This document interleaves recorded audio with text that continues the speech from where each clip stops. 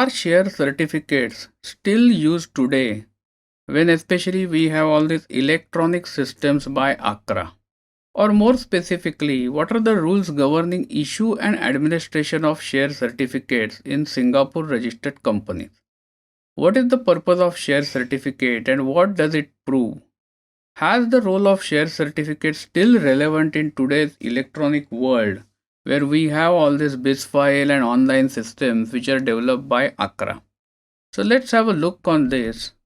First of all, what is the share certificate? So share certificate is a certificate issued by the company to the shareholder, and it is a proof that he is holding the shares.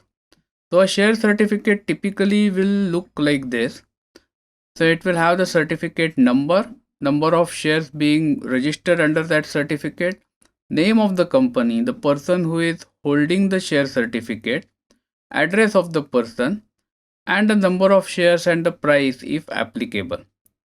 The share certificate is normally signed by one of the director and secretary of the company, and it needs to be issued under the common seal of the company.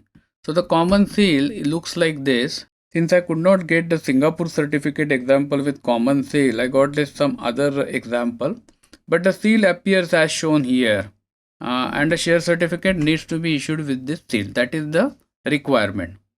Now let's suppose that you go to the bank and you deposit some money in the bank, or you put some money in fixed deposit. The bank officer will normally give you a receipt. So the concept of share certificate is exactly the same. It is a receipt saying that you have invested and you hold so many shares in that company.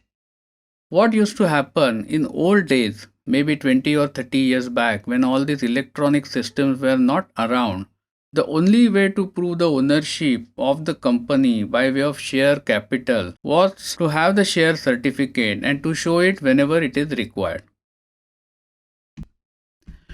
Now also let's have a look on the company law regulations relating to share certificate in Singapore.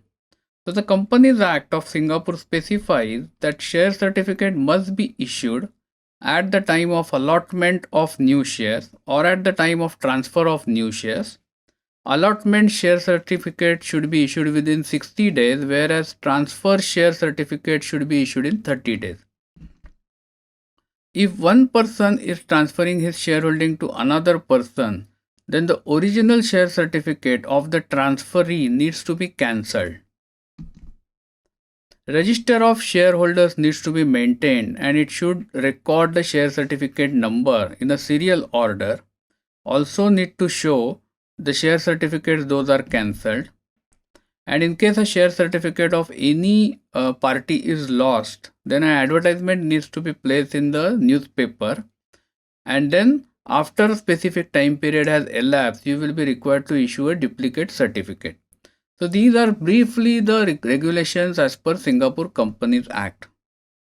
However, what has happened in over last few years, as the BIS file system developed by ACRA got in use, majority of the public will now rely on the BIS profile of a company. So the BIS profile of the company summarizes everything like company address, activities, directors, and also the shareholders. So as a result of this, primarily in small companies, so let's have a look what happens in practice. Primarily in small companies which are self-registered, that means the promoter who is a Singaporean, he has registered his own company.